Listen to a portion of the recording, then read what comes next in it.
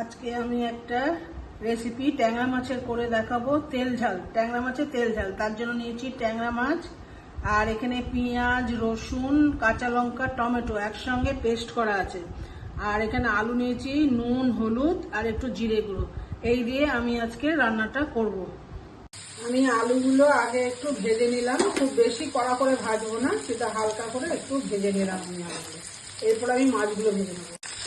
মাছগুলো দেখো আমি ভেজে নিয়েছি। আমি তেলের মধ্যে একটু সাদা জিরে আর একটু কালো জিরে ফোড়ন দিয়ে দিয়েছি। এরপর আমি মশলাগুলো কষিয়ে নেবো।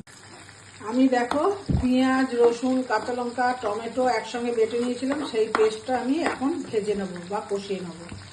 এরপরে আমি এর মধ্যে অন্য মশলা দেবো। মশলাটা আমার কষানো হয়ে গেছে। এর মধ্যে আস্তে আস্তে আমি দিয়ে দেবো নুন, হলুদ। নুন দিলাম, হলুদ দিলাম। এবার জিরে গুঁড়ো আর লঙ্কা গুঁড়ো একসঙ্গে দিয়ে দেবো। এবার এইগুলো দিয়ে আমি একটুখানি জল দিয়ে নাড়াচাড়া করব। মশলাগুলো কষিয়ে নিয়ে আলুগুলো দিয়ে দিয়েছি। এবার আলুর সঙ্গে মশলাটা একটু নাড়াচাড়া করে নিয়ে আমি জল দিয়ে দেবো। এই দেখো আমার মশলা কষার পরে আমি একটু জল ঢেলে দিলাম।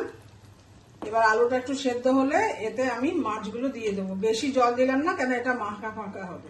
মাছটা কিন্তু হয়ে গেছে, আমি কিন্তু খুব বেশি ঝোল রাখিনি, কেননা এটা একটু মাখা মাখাই হবে, যেহেতু তেল ঝাল, ট্যাংরা মাছের তেল ঝাল। আমার ট্যাংরা মাছের তেল ঝাল রেসিপিটা দেখো ফাইনালি হয়ে গেছে।